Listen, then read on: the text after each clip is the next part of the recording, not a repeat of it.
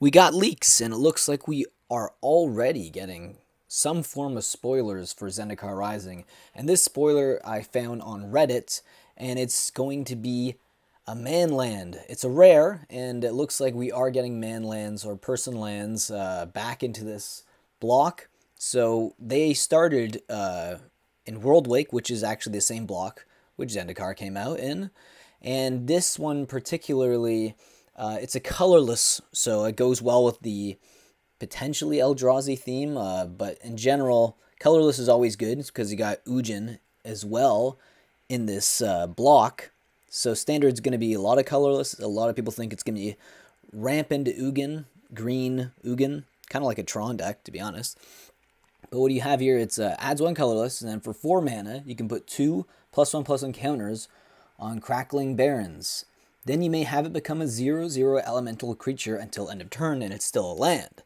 So that ability is pretty cool. It's the fact that it's colorless. You probably will see this being placed in many decks. The 4 mana to put the 2/2 counters on it is nice because you don't have to tap any of this land in particular, but it's a 0/0 elemental creature on the turn, so it's great for like a blocker, a chump blocker, or if you just want to get an extra point of damage.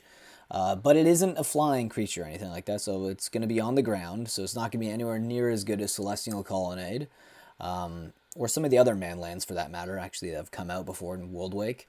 But it's a bit annoying for me because I was hoping they would have other lands, but I think they are still going to spoil more lands later because Mark Rosewater even said that they're going to have dual lands and ones that he's very happy to share with everyone.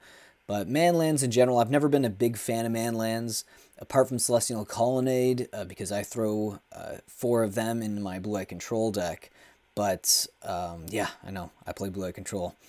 Not everyone's favorite deck, but in general, I just think manlands are...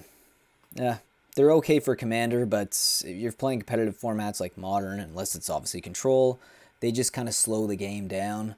And it's just, it's just mostly a good chump blocker, to be honest, this card. But, I mean, it's colorless, so you're going to see it put in more decks than you would imagine. So, anyways, what do you guys think about this spoiler? Do you think it's a good land? Would you see this being in a standard deck of your choice? Would you put it in a standard deck?